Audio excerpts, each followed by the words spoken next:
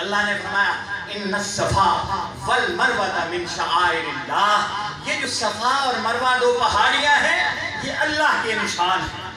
بھئی تعداد میں بڑے پہاڑ ہیں مگر ان دو پہاڑوں کو کیوں چنا کہ یہ رب کے نشان ہیں؟ فرمایا اس لیے کہ یہاں ہاجرہ چلی تھی۔ یہاں کون چلی تھی؟ ہاجرہ۔ اب بندہ چلے تو نشان بندے کے ہونے چاہیے یا رب کے ہونے چاہیے؟ ذرا بتائیے، چل بندہ رہا ہے نشان کس کے ہیں؟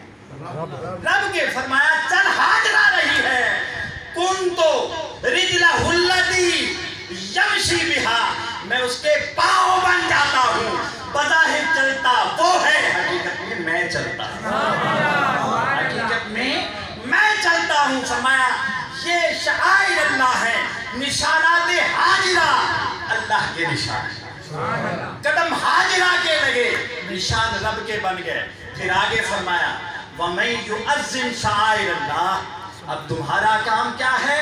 یہ اللہ کے نشان ہیں، اور جس نے ان نشانوں کی تعظیم کی فَإِنَّهَا مِن تَقْوَى الْقُلُوبِ، یہی تو تقویٰ ہے، یہی تو تقویٰ ہے۔ دوستان ذی وقار، اس مختصر سے وقت میں یہی کچھ آپ تک بیان کر سکتا تھا۔ اللہ رب العزت آپ کا آنا اور ہمارا آنا، ملنا، بیٹھنا، سننا، سنانا اپنی بارگاہ میں قبول و منظور فرمائے، اور محبت کی، عقیدت کی، سعادت کی، برکت کی، رحمت کی یہ جھوکیں آباد رہیں۔